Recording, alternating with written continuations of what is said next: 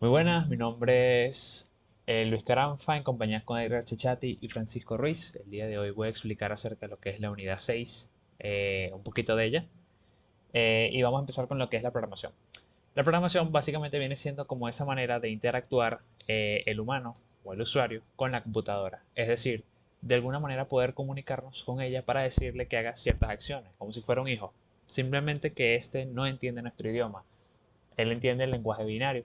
Por lo tanto, a través de la programación de programas o text, sí, editores y demás, podemos de alguna manera comunicarnos a través de ese tipo de lenguaje, o sea, que pasar nuestro lenguaje a lenguaje máquina para poder hacer ciertas acciones a cierto tiempo, de cierto modo, y de esa manera ir evolucionando poco a poco como lo ha hecho la tecnología a través de los años, desde que empezó básicamente la primera máquina.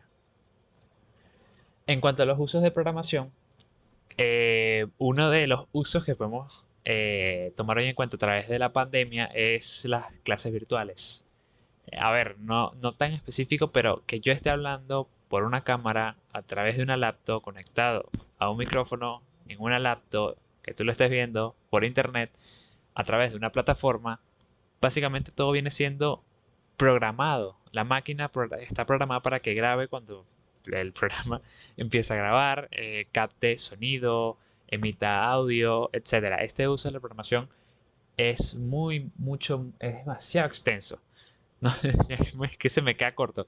Incluso estamos hoy en día hablando de lo que es la programación cuántica. Poco a poco se está anexando y con decir que ya estamos en la cuántica podemos decir que básicamente ya para lo que es arte, inteligencia artificial, realizar programas, plataformas, maneras de poder comunicarnos de manera fácil, o sea, la programación no tiene límites y es algo que realmente ha ayudado al humano y que sigue ayudando y que va a seguir ayudando a través de los años. Algo que realmente no va a parar y que el uso es ilimitado. Dentro de lo que cae ilimitado. Bueno, con la programación vamos a llegar a Marte. Ese es otro, ese es otro uso.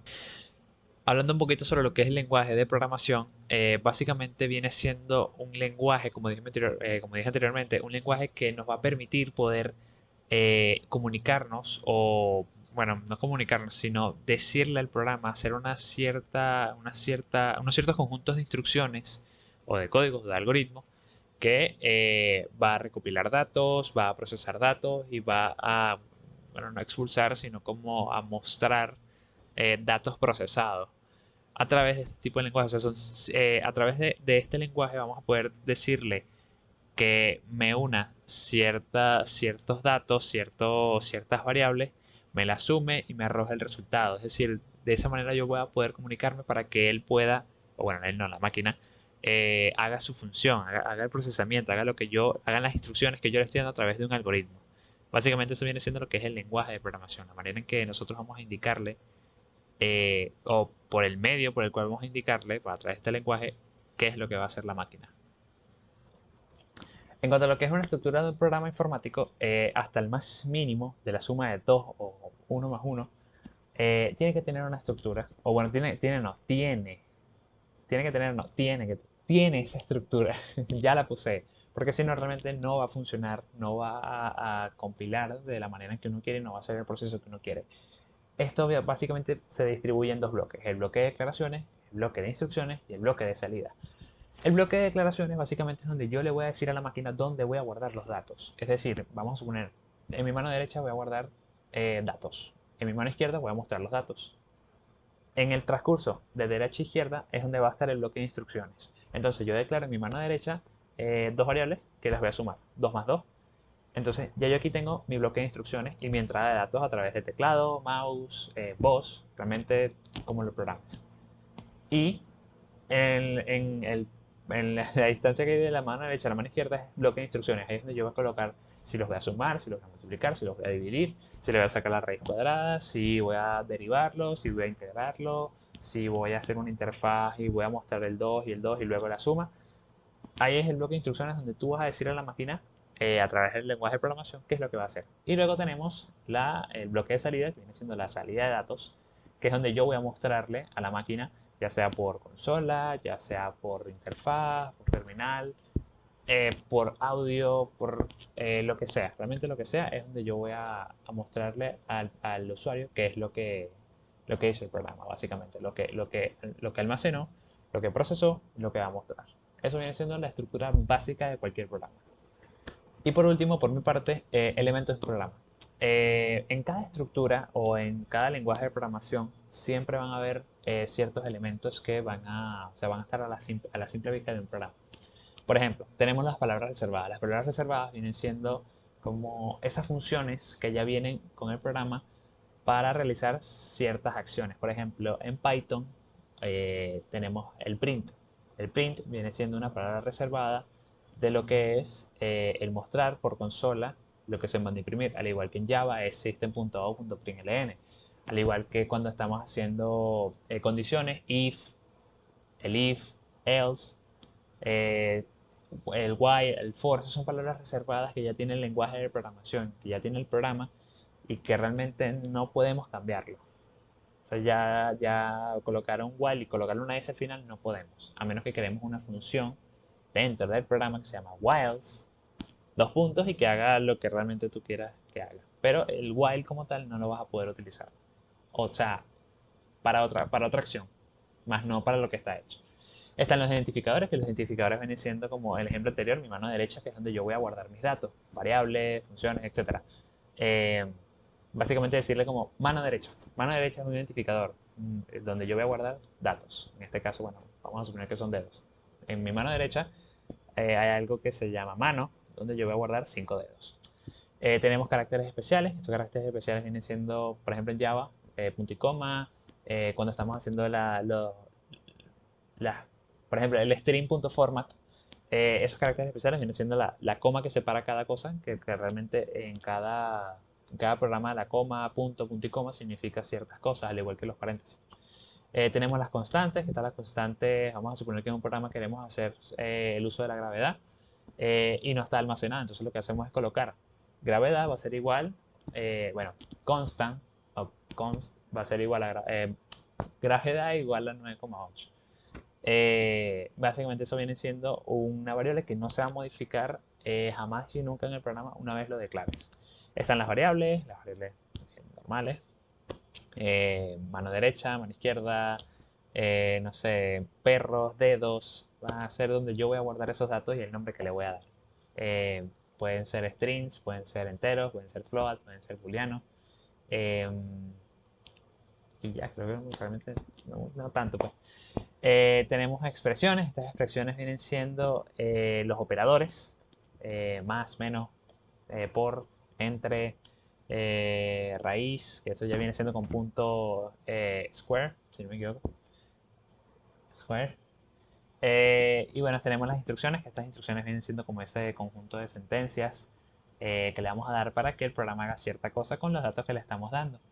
Procese datos, muestre por salida, obtenga datos de entrada del teclado mouse, etcétera. Y bueno, eso viene siendo parte de mi exposición y bueno, les digo con mi amigo Chechati. Así que bueno, nos vemos en la próxima. Chao, chao. Pues con respecto a los niveles de los lenguajes de programación, pueden ser lenguajes de bajo nivel o lenguajes de alto nivel. Los de bajo nivel son lenguajes de programación que se encuadran, ya que se destinan directamente a las máquinas. Así sería el idioma capaz de vincular el hardware y el software. Si no estás familiarizado con el mundo de la informática, puede que te sientas perdido con estos términos. Pero básicamente existen dos lenguajes de programación de nivel bajo, el nivel más bajo posible, que sería el lenguaje máquina, el famoso código binario donde se utilizan los ceros y los unos. Solamente las computadoras descifran este código. Y el lenguaje ensamblador, que se trataría de la primera aproximación a un lenguaje más próximo al usado por los humanos, pero que también pueden entender las máquinas. Dependiendo del tipo de computadora o máquina, es probable que se precise transformar el lenguaje ensamblador en el de máquina para un correcto funcionamiento. Y los lenguajes de alto nivel son más sencillos de comprender por los humanos, ya que se redactan en idiomas conocidos como español, inglés, francés, aunque la mayoría son en inglés. Y estas instrucciones o algoritmos escritos luego pasan por un compilador o un intérprete, que eso lo termina transformando al lenguaje que entiende la máquina. Y bueno, avanzando un poco más, serían los sistemas operativos. ¿Qué es un sistema operativo? Pues es un conjunto de programas que permite manejar la memoria, discos, medio de almacenamiento de información y los diferentes periféricos o recursos de nuestra computadora, como el teclado, el mouse, la impresora, la placa de red, entre otros. Los periféricos utilizan un driver o controlador y son desarrollados por los fabricantes de cada equipo. Encontramos diferentes sistemas operativos como Windows, Linux o macOS en sus diferentes versiones. También los teléfonos y tablets poseen un sistema operativo. Dentro de las tareas que realiza este mismo sistema operativo en particular se ocupa de gestionar la memoria de nuestro sistema y la carga de los diferentes programas. Para ello, cada programa tiene una prioridad o jerarquía y en función de la misma contará con los recursos de nuestro sistema por más tiempo que un programa de menor prioridad. El sistema operativo se ocupa también de correr procesos. Llamamos proceso a la carga de memoria de nuestro programa. Si no está cargado de memoria, nuestro programa simplemente no corre. Y los principales sistemas operativos, como se mencionó anteriormente, son Microsoft Windows, Mac OS X y Linux. Por ejemplo, Windows fue desarrollado en la década de los 80. Sus versiones más recientes son Windows 10, Windows 8, creado en el 2012, Windows 7 en el 2009 y Windows Vista, creado en el 2007. Windows ya viene preinstalado en la mayoría de computadores nuevos, así que esto lo ubica por motivos obvios como el sistema operativo más popular. Luego tenemos Mac OS X. Es el sistema operativo creado por Apple Incorporated y viene instalado en todos sus computadores. Todas las versiones recientes son conocidas como Mac OS X y los nombres específicos de cada una de estas son Mavericks, lanzada en el 2013, Mountain Lion en 2012, Lion en 2012 y Snow Leopard, que fue lanzada en 2009. Apple también ofrece una versión llamada Mac OS X Server, que está diseñado para ejecutarse en los servidores. Y finalmente tenemos Linux, que es un sistema operativo de código abierto. Esto significa que puede ser modificado y distribuido por cualquier persona alrededor del mundo. Esta es una de sus ventajas, ya que no tienes que pagar por él, y puedes elegir entre las diferentes versiones o distribuciones que existen. En los computadores para el hogar, Linux, a pesar de ser gratuito, es muy poco usado, pero la mayoría de servidores en las empresas usan Linux porque es fácil de personalizar. Las versiones más populares de Linux son Ubuntu, Debian, Linux Mint y Fedora. Busca que se adapte cada una a los gustos y necesidades del usuario. Luego tenemos finalmente el concepto de la memoria virtual. Que en informática la memoria virtual es una técnica de gestión de la memoria que se encarga del sistema operativo, que el sistema operativo disponga tanto el software del usuario como para sí mismo, de mayor cantidad de memoria que esté disponible físicamente. La mayoría de los ordenadores tienen 4 tipos de memoria.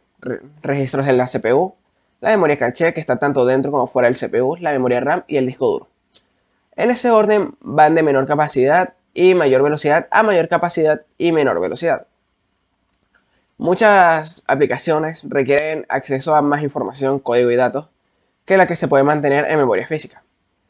Esto es así sobre todo cuando el sistema operativo permite múltiples procesos y aplicaciones ejecutándose simultáneamente. Una solución al problema de necesitar mayor cantidad de memoria de la que se posee consiste en que las aplicaciones contengan parte de su información en disco, moviéndola a la memoria principal cuando sea necesario.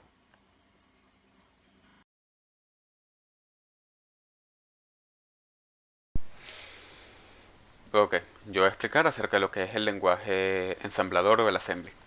El ensamblador, o a veces determinado assembly o ASM, que es el que aparte es la extensión del propio archivo al momento de codificar, es el lenguaje de este ensamblador. Se trata de un lenguaje de programación de bajo nivel. Se podría considerar que es el lenguaje de programación de más bajo nivel que existe, nada más precedido con una capa un poco superior a la que sería directamente el lenguaje binario.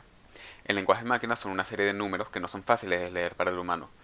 Con el lenguaje assembly, con el ensamblador, los programadores pueden escribir programas legibles por humanos, aunque son bastante difíciles de leer en comparación con como puede ser lenguajes de alto nivel como C++ o Python, que corresponden casi exactamente al lenguaje de máquina. Aunque se menciona antes, se debe resaltar, los lenguajes ensambladores están ligados a una arquitectura informática específica y no son portátiles, es decir, estos no son portátiles dentro de diferentes ni de sistemas operativos e incluso ni siquiera dentro de distintas computadoras, aún con un kernel o un sistema operativo en común. Estos son casos muy específicos de uso como pueden ser para sistemas operativos o para lanzamiento de cohetes, por ejemplo. Algunas características principales del lenguaje ensamblador son que el código escrito en lenguaje ensamblador posee una cierta dificultad de ser entendido directamente por un ser humano, ya que su estructura se acerca más bien al lenguaje máquina, es decir, a un lenguaje de muy bajo nivel, como indiqué antes, un lenguaje de ceros y unos prácticamente.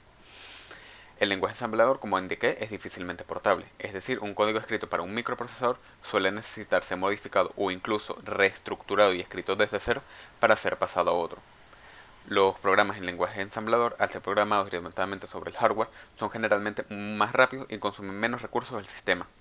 Por eso normalmente se utiliza el lenguaje ensamblador para sistemas embebidos o sistemas que requieren una respuesta prácticamente en tiempo real, como puede ser específicamente un lanzamiento de un cohete, por ejemplo. Normalmente se suele usar para estos casos tan específicos. Y el lenguaje ensamblador es un lenguaje de código estructurado y gravitatorio, desarrollado sobre un archivo de programación .asm o assembly, en el cual puede existir varios programas, macros o rutinas que pueden ser llamados entre sí. Los macros y rutinas son básicamente, vamos a decir, las funciones y la forma de modularizar dentro de lo que es el lenguaje assembly, lo que podría ser la programación orientada a objetos, entre comillas, a lo que sería el assembly. Los ensambladores de alto, existen ensambladores de alto nivel. Los ensambladores de alto nivel suelen proporcionar instrucciones que se ensamblan directamente uno a uno en código de máquina de bajo nivel, como cualquier ensamblador. Además de instrucciones de control como pueden ser el if, el while, el repeat, el until y el for. Los macros, que es como indica la modularización y otras mejoras. Los elementos básicos del lenguaje ensamblador son las etiquetas, las instrucciones, los operandos, las directivas y los comentarios. Las etiquetas es una palabra utilizada para designar alguna línea o sección del programa. Se pueden utilizar para saltar de una parte hacia esa etiqueta. Es importante que las etiquetas empiecen con una letra o un guión bajo. La longitud de una etiqueta puede ser de hasta 32 caracteres y, como ya se dijo, escribir en la primera columna. Las instrucciones. Las instrucciones son las operaciones que realiza el microcontrolador. Los operandos son los elementos que emplean las instrucciones que se está ejecutando. Las directivas son similares a las instrucciones, pero a diferencia de estas, las directivas son propias del lenguaje ensamblador e independientes del microcontrolador que se utilice. Y los comentarios, que son las maneras de documentar el código, para que sea más entendible al momento de tanto de tú mismo leerlo como de pasárselo a otro programador. Y los usos del lenguaje ensamblador, siempre ha habido debate sobre su utilidad y el desempeño del lenguaje ensamblador en comparación a lenguajes de alto nivel. El lenguaje ensamblador tiene nichos específicos donde es importante, pero en general los modernos compiladores de optimización para traducir lenguajes de alto nivel en código pueden correr tan rápidamente como un lenguaje ensamblador. Es decir, lenguajes como puede ser C o C++, que son lenguajes de bajo nivel, son casi tan rápidos o incluso en algunos casos pueden ser igual de rápidos que directamente un lenguaje ensamblador. Y los ensambladores más famosos o lenguajes ensambladores más famosos que existen pueden ser el NASM, el JASM, el FASM y el MASM, que todos son básicamente variaciones del lenguaje ensamblador que funcionan diferente dependiendo de la arquitectura y del sistema operativo. En este caso, utilicé para el programa que mostraré más adelante, se empleó el uso del NASM.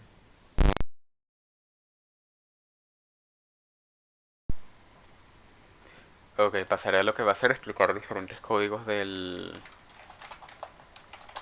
lenguaje assembly. Pasaremos primero con un simple hello world y iremos aumentando un poco la dificultad. Primero tenemos un hello world en assembly, que sería básicamente una sección de data, que es donde se va a guardar la variable una constante, por así decirlo, donde definimos el constante. Esto es data bytes, data bits, o sea, es donde básicamente estamos diciendo, esto es como decir en un lenguaje normal, sería un igual. ¿Verdad? Ajá, y le estamos declarando, estamos guardando dentro de texto estos bits de aquí, que sería el hello world. Y le estamos indicando la cantidad de bits máximo que va a tener, o la cantidad de memoria en bits que se va a almacenar para este texto. Tenemos la sección de texto, que aquí es donde normalmente van las variables globales o los entry points, que en este caso el entry point es el start. Y aquí es donde sucede el start, que es el entry point al momento de compilar y de crear el ejecutable. Esta es la primera línea de código que van a leer. Esto de aquí es esta parte de aquí, estas dos de aquí, nos van a indicar qué es lo que va a ejecutar, lo que va a hacer el programa, que en este caso, esta en específico es importante, que es lo que nos va a permitir qué es lo que va a resultar o lo que va a devolver el programa, que en este caso sería 0. O sea, en este caso el tipo puede tener tres valores, 0, 1 o 2. El 0 sería el de standard input, que sería el input del usuario promedio de la consola. El 1 sería standard output, que sería devolver texto, devolver es como un print básicamente. Y el 2 que sería un standard error. Aquí estamos guardando la variable con la que vamos a trabajar, que es el RCI text, que esta es la variable que vamos a imprimir básicamente. Esto lo que indica es la variable que el RCI es la variable con la que se va a trabajar esto, mientras que el RDI indica la acción que va a ejecutar el usuario, que va a ejecutar la máquina. El RCI es la variable sobre la cual se va a ejecutar esa acción. En este caso, como estamos indicando, un output sobre esta variable de texto. Y esto sería la cantidad de bits que se van a mostrar por pantalla. Y esta parte de aquí sería simplemente un exit del proceso. Sería una función de exit, pues, de acabado del proceso. Vamos a pasar. Dentro del assembly tenemos que hacer dos procesos antes de ejecutar un programa. Vamos a mostrar aquí, vamos a quitar el hello.o y el hello.asm, el hello normal. Primero tenemos que compilarlo y luego tenemos que crear un ejecutable. Para compilarlo se hace de la siguiente manera. 64 hello.sm-o hello.o. Este comando de aquí lo que indica es que vamos a usar el NASM, que es un lenguaje, un compilador de assembly. Vamos a crear en una arquitectura de 64 bits. Vamos a compilar este archivo de aquí y vamos a crear una respuesta o un output, un archivo de output que sería un hello.u, que sería un archivo de objeto, por así decirlo. Podemos ver que ahí arriba se creó y ahora hacemos el ejecutable, que es con ld hello, ya que esos comandos no me lo sé del todo bien, todavía, o hello. Y esto es lo que nos crea, en principio, sí, esto es lo que nos crea, es el ejecutable. Lo que va a hacer es convertir ese archivo de objeto en un ejecutable llamado hello, como podemos ver ahí. Y lo único que hay que hacer es llamar al archivo hello, el ejecutable hello, y nos devuelve un hello world. Ese sería el primer programa. Vamos a pasar a un segundo programa que sería este de aquí, que mientras que este sería de un output único, este sería de un input. Nuevamente lo mismo, en data definimos las constantes, que van a ser dos textos, uno que nos va a preguntar cuál es nuestro nombre y otro que nos va a devolver un hello de una coma para insertar el nombre. La sección del punto BCS, que son las variables que vamos a trabajar más adelante, son las variables típicas de toda la vida, que en este caso estamos diciendo que es una variable reservada que se llama name y que va a almacenar 16 bits. Y una sección de texto que es nuevamente el entry point. En este caso podemos ver que tenemos estas directivas de aquí, que estos en pocas palabras son funciones. Dentro de un lenguaje de alto nivel sería una función, que vamos a llamar en el entry point. Esto nuevamente sería simplemente el exit y vamos llamando. Las otras son lo mismo, todas estas tres de aquí. Es el mismo proceso que hicimos en el Hello World. Esta nueva sería la variación, la que cambia. Que como podemos ver aquí, estas dos de aquí cambian a un 0. Esto es debido a que en vez de soltar o de arrojar un output, vamos a recibir un input por parte del usuario. Como indiqué antes, esta variable puede recibir 0, 1 o 2. 0 como un input, un 1 como un output y un 2 como un error. En este caso es un 0, significa que va a recibir un input. Va a recibir un input dentro de la variable name, es decir, que vamos a guardar que el proceso que se haga aquí se va a guardar dentro de name y la cantidad de bits que se van a guardar. Y esto es el típico retorno. Y pasamos a lo mismo. En este caso ya yo tengo los ejecutables y el archivo de objetos listo, pero se tendría que hacer el mismo proceso que se hizo antes de compilarlo y realizar el ejecutable. Entonces simplemente vamos a ejecutar el... Oh, no tengo el ejecutable, me acabo de fijar, no tengo el ejecutable listo. Ok, vamos a entonces compilarlo.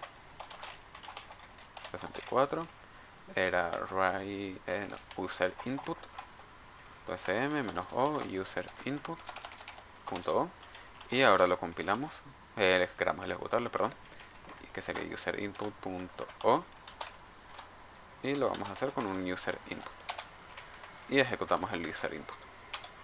Entonces aquí podemos ingresar nuestro nombre, eso es mi nombre, y me sale la respuesta que es un hello Francisco, en vez de un hello world, un hello Francisco. Podemos meter otro nombre, por ejemplo Edgar, y sale Hello Edgar. Y ese sería el otro programa en cuanto a lo que es la entrada de datos. Tengo otro programa aquí para mostrar, que es un poco más complejo, que es el Write Files, que es este programa lo que va a hacer es agarrar un texto y lo va a escribir dentro de un archivo, que es este message.txt que tengo aquí. Y aquí vamos, toda esta parte de aquí, todo esto de aquí, lo saqué de un archivo que es básicamente el tema de permisos en Linux. Todo esto de aquí se encarga de la parte de permisos de lectura, lectura y escritura dentro de un lenguaje ensamblador para Linux. Eso es importante tenerlo. Y normalmente eso normalmente se saca un estándar cualquiera. Y esta es la parte del código como tal. Que aquí simplemente en la sección data, que vamos el nombre del archivo, que es el message.txt. Y este es el mensaje que vamos a mostrar. Vamos a mostrar simplemente el resultado porque está limitado por los bits. Aquí tenemos el entry point. Y aquí es lo que vamos a hacer. Vamos a hacer un sysopen. Significa que vamos a abrir un archivo. Este es el archivo que vamos a abrir. Este es lo que se va a realizar, que en este caso lo que vamos a hacer es en caso de que no exista el archivo, lo vamos a crear y va a estar en modo de write only. Y esto de aquí, que es la cantidad de bits, es la arquitectura y demás que se está trabajando. Y esta parte de aquí es simplemente la parte que nos va a escribir el archivo con 17 bits como máximo. Y aquí es simplemente el exit point, que es el sys.close. Y vamos a mostrar aquí un momento. Vamos a pasar a la otra terminal. Tenemos aquí el message.txt, que este es el resultado que tenemos ahorita. Vamos a ejecutar el write files, el archivo write files. Ya estaría. Copiar esto. Y mostramos el message y aquí tenemos el resultado del mensaje. Y eso sería todo.